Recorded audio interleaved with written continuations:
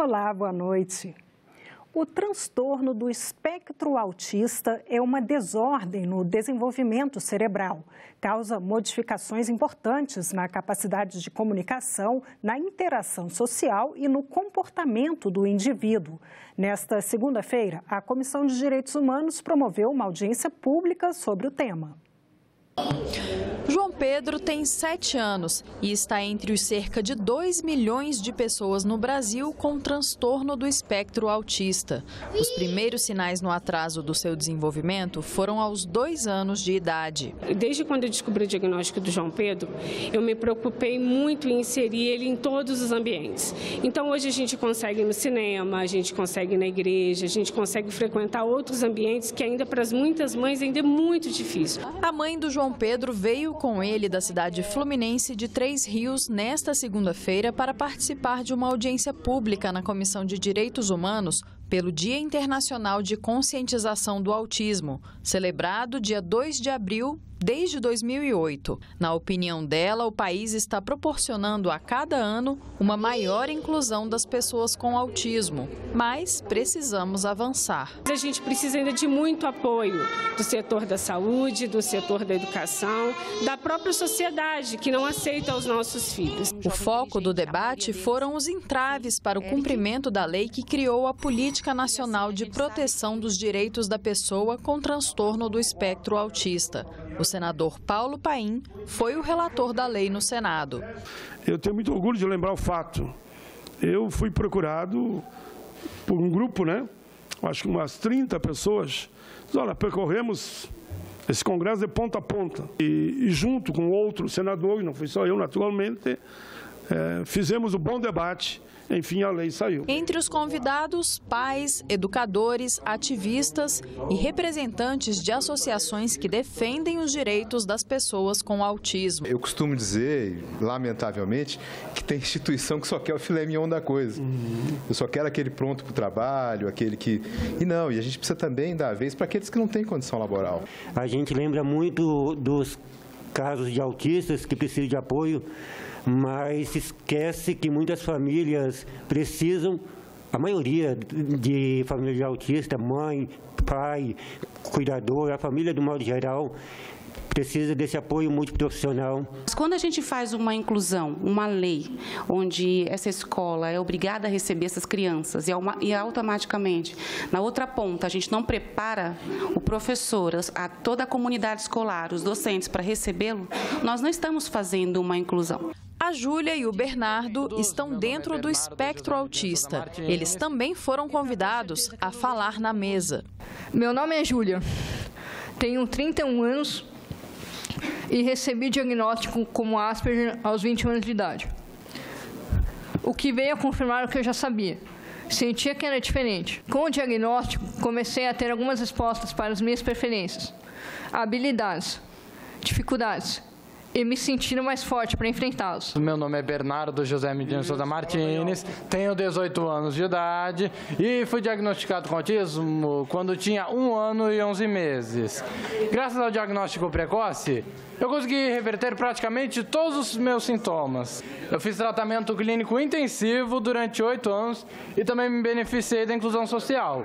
O projeto do Censo do Autismo já está em tramitação aqui no Senado Federal e eu gostaria de pedir aos senadores que se empenhem na aprovação deste projeto, que é fundamental para que saibamos quantos autistas existem no Brasil de uma forma atualizada e regionalizada.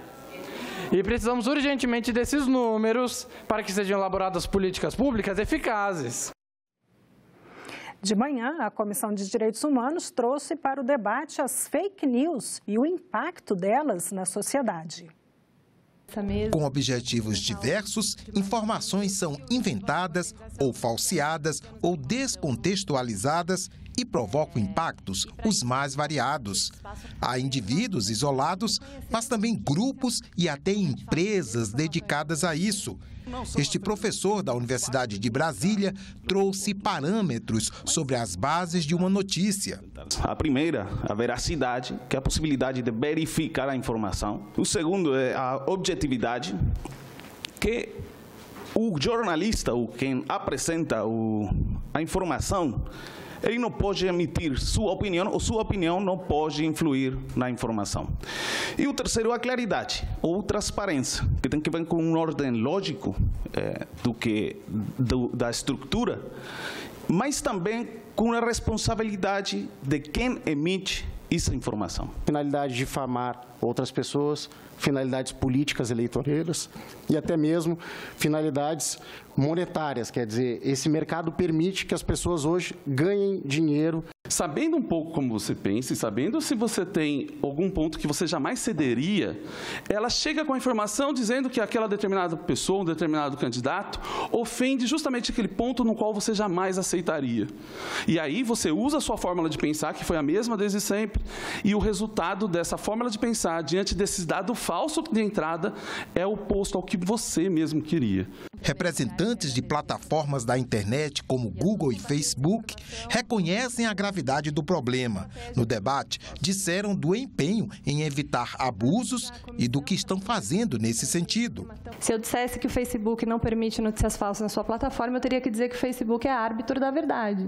Para encontrar esse equilíbrio entre liberdade de expressão, mas também assumir a nossa responsabilidade de combater a desinformação, nós atuamos reduzindo o alcance que conteúdo de baixa qualidade, entre eles as notícias falsas, tem na nossa plataforma. A cada minuto no YouTube são acrescentados 400 novas horas de vídeo. A gente tem que passar, enfim, grande parte do nosso tempo avaliando esse conteúdo. O Google interrompeu 6 milhões de anúncios ruins por dia em 2018. Outras debatedoras denunciaram abusos e cobraram ação mais efetiva do poder público. O caso da boneca LOL, em que a empresa responsável, ela enviou essas bonequinhas para crianças que fazem vídeos na internet, explorando a criança também, o trabalho infantil. Uma colega jornalista do estado de São Paulo, a jornalista Constança Rezende, que foi alvo de uma notícia falsa propagada pelo próprio presidente da República.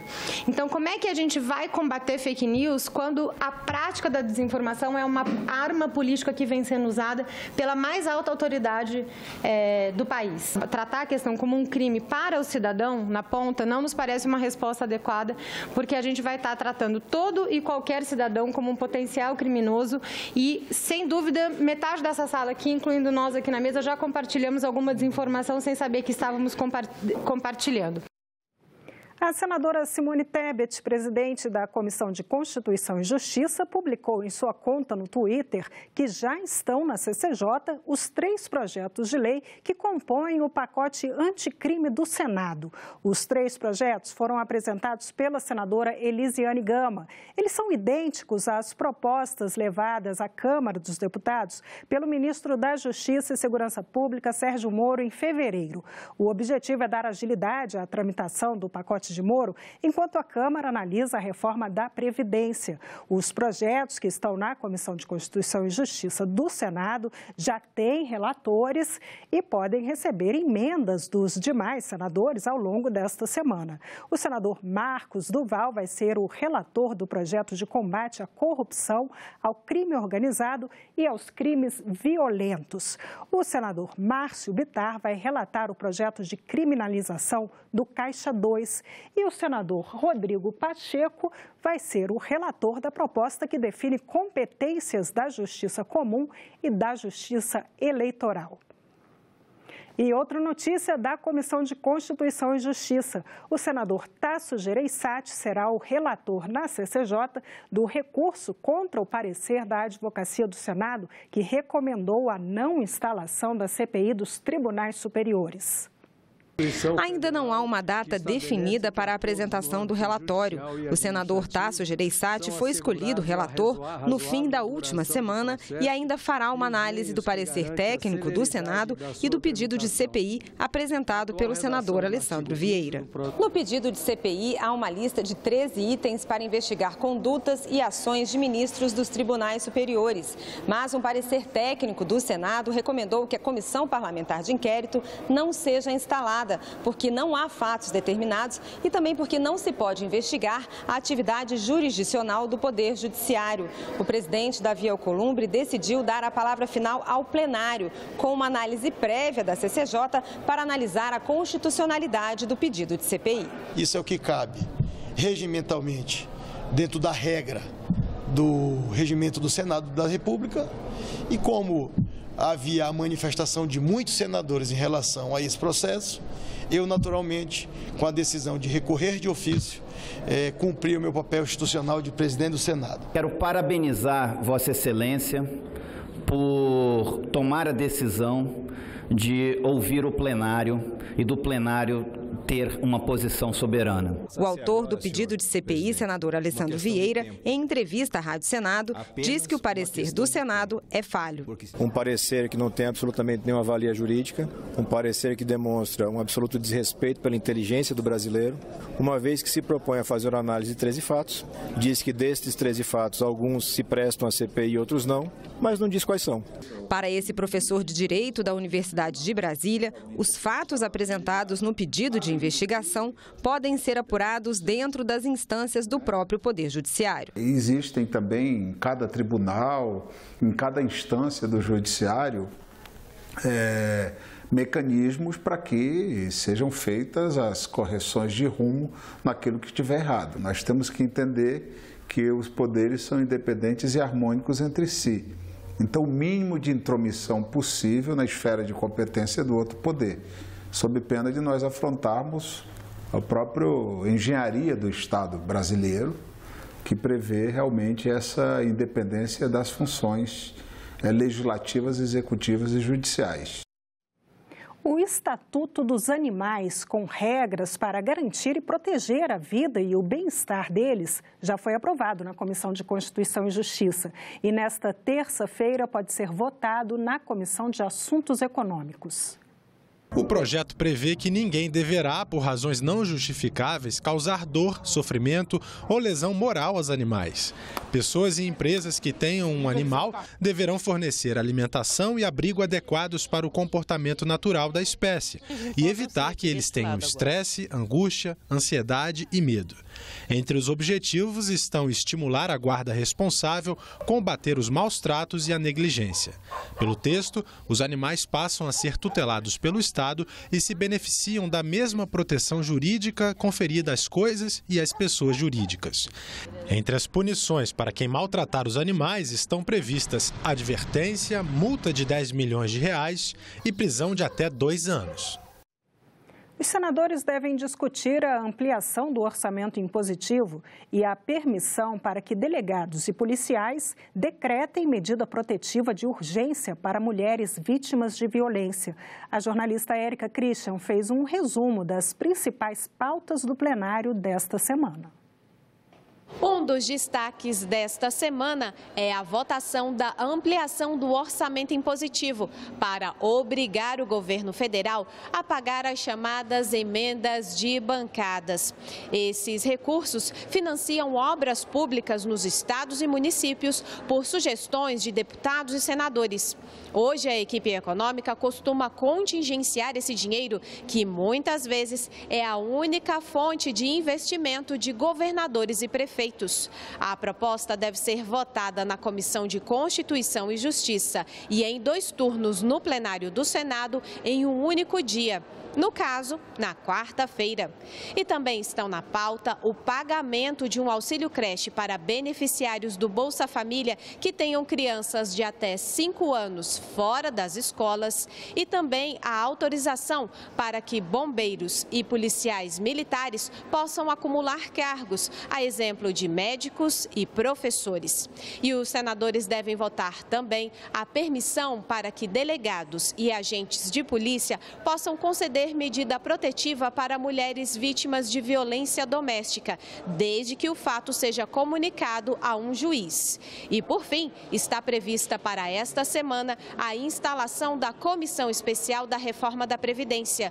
Um grupo de senadores vai acompanhar de pertinho as discussões e votações da proposta lá na Câmara dos Deputados. Deverá ser instalada nesta semana a comissão formada por senadores e deputados para análise da medida provisória que determina o pagamento de contribuição sindical por boleto.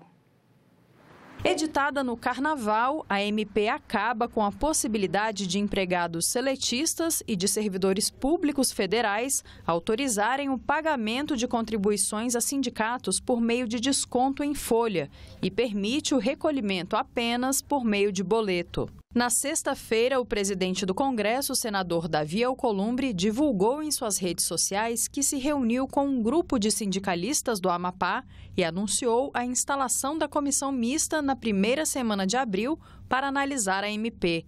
Na publicação, o presidente diz que estará imbuído em ajudar e vai conversar com os parlamentares da comissão especial. De acordo com o relatório do ministro da Economia, que orientou o texto da medida provisória, existem atualmente cerca de 300 entidades, entre sindicatos e associações, que representam aproximadamente 1.200.000 servidores.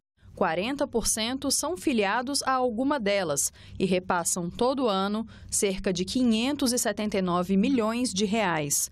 O repasse é por desconto em folha de pagamento custeado pelo poder público. O governo diz que o Estado não deve ter gerência sobre essas organizações, que os pagamentos devem ser feitos com recursos privados e também que o desconto não se trata de um direito legítimo dos servidores, mas sim de uma vantagem indevida dos sindicatos com impostos pagos pela população. Mas a Central Única dos Trabalhadores argumenta que o texto é inconstitucional, porque impediria a livre organização dos trabalhadores em entidades sindicais e o direito à livre organização. Quando o governo interfere e diz que ele não vai realizar esse desconto, ele está interferindo na vontade individual do trabalhador, da trabalhadora, de participar da sua entidade de classe, da sua entidade organizativa. Na nossa avaliação, o governo Bolsonaro tomou essa medida com o intuito de enfraquecer os instrumentos de luta da classe trabalhadora, que são os sindicatos. Ele sabe que as entidades de classe, que os sindicatos laborais serão a principal fonte de resistência à reforma da Previdência e às privatizações que estão em curso, porque é uma forma de inibir o levantamento de recursos para que a gente possa organizar as nossas atividades de rua e fazer a confecção de materiais para potencializar o nosso diálogo com os trabalhadores. O Supremo Tribunal Federal pediu que o Executivo preste informações sobre a medida. Já existem 8 ações diretas de inconstitucionalidade contra a MP no STF. A relatoria está com o ministro Luiz Fux. O texto também é alvo de questionamentos na Justiça Comum. A senadora Soraya Tronic não acredita que a medida vá contra a Constituição. Eu acho que não tem nada de errado, nada de inconstitucional. O que nós temos como uma liberdade, de repente transformaram numa obrigatoriedade pintada de liberdade. Então, temos aí um choque de princípios, né? E o princípio que prevalece, na minha opinião, é a liberdade. Então, é retomar a liberdade, tá, de associação. É exatamente o contrário. Já o líder da Rede Sustentabilidade defende que o presidente do Congresso devolva a medida provisória ao presidente da República. Essa medida provisória, editada na calada da noite, ou melhor, na ressaca do fim do Carnaval, fere princípios que estão na própria Constituição. Não cumpre relevância, não cumpre urgência e é inconstitucional, já que fere o princípio do artigo 8º da Constituição, que estabelece a liberdade sindical. Diante disso, o presidente do Congresso tem a prerrogativa de devolver a medida provisória ao presidente da República. O senador Luiz do Carmo propôs uma consulta popular para que os eleitores decidam se mantém a possibilidade atual de reeleição ilimitada para os cargos de senador, deputado e vereador ou se limitam o número de reconduções aos mandatos no Legislativo. Ele conversou sobre o projeto com a jornalista Renata de Paula. Olá! A renovação da Câmara dos Deputados na última eleição foi a maior em 20 anos, 50%. A do Senado foi a maior da história, 85% das vagas em jogo. O senador Luiz do Carmo, do MDB de Goiás, apresentou um projeto de decreto legislativo para que seja realizado um plebiscito para restringir a reeleição no Legislativo e ele é o nosso convidado. Seja bem-vindo, senador. Senador, a ideia é o fim do político profissional? É mais ou menos isso. É dar oportunidade de igualdade para todos concorrer. Porque quando tem político que tem muitos anos aqui, ele tem emenda, amizade com o prefeito, né? Então a concorrência fica desleal com o novato que está entrando. Então, mas a ideia é mais ou menos que para a pessoa ter o mesmo efeito quando ele entrar na política, o novo e o velho, né? E com 3 anos, que foi o projeto de reeleição... 3 legislaturas, né? Você está entendendo? 3 legislaturas. Eu acho que fica bom para todo mundo, para quem está no mandato e quem está começando a carreira política, né? Então, vamos explicar para o telespectador. A população teria que optar entre permitir a reeleição até 3 vezes consecutivas, né? Ou indefinidamente, ou deixar como está. Ou como está. Que já está indefinidamente, né? Já está aqui. E para o executivo não é, né? Então também não é justo também, né? O executivo ter 2 mandatos e o legislativo ter esse montão que mandato pode ter. Infinitivamente pode ter o mandato, né?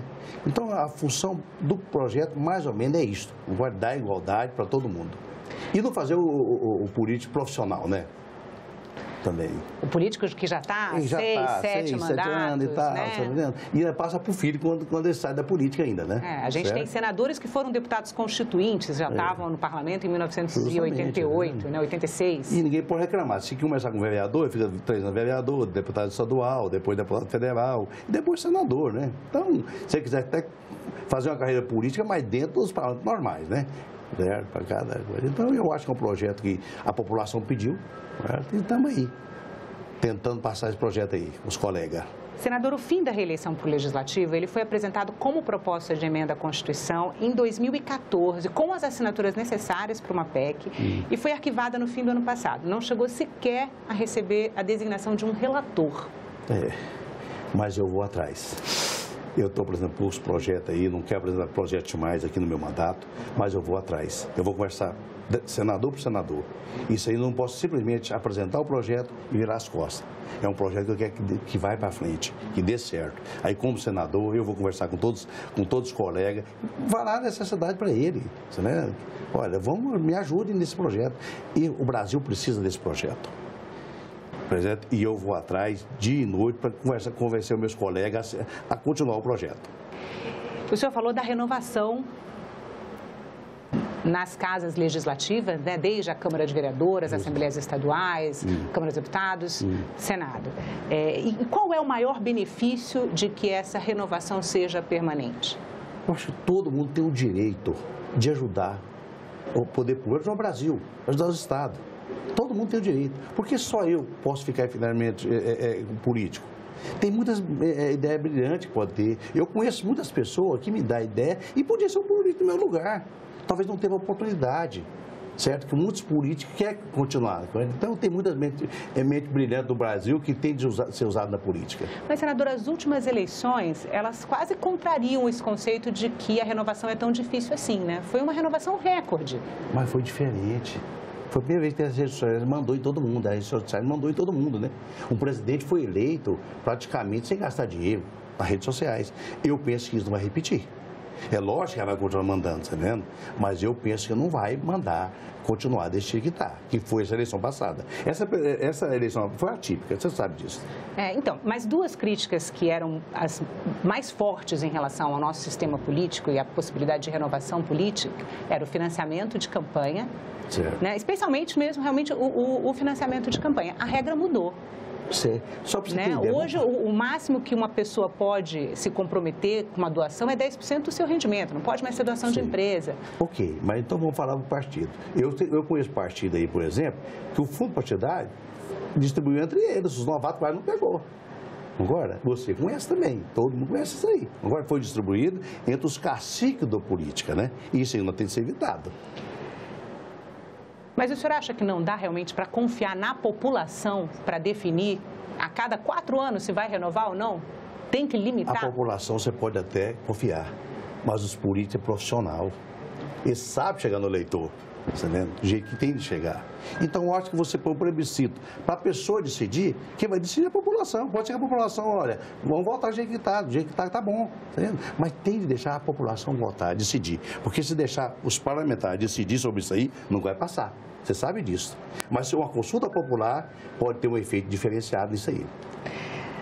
Senador, muito político realmente não tem outra profissão. né? Como é que o senhor imagina que vai ser esse trânsito, né? O político, tem político que a profissão dele é político. Mas político não é profissão. Isso é uma doação da pessoa para a sociedade. Não pode ser. Ele tem de arrumar uma profissão. Que vai estudar, vai ser professor. Mas isso não vai privilegiar pessoas que têm uma renda mais alta? Não, eu acho que não. De jeito nenhum. De jeito nenhum. Você mesmo falou que vai doar 10% só do rendimento dele, né?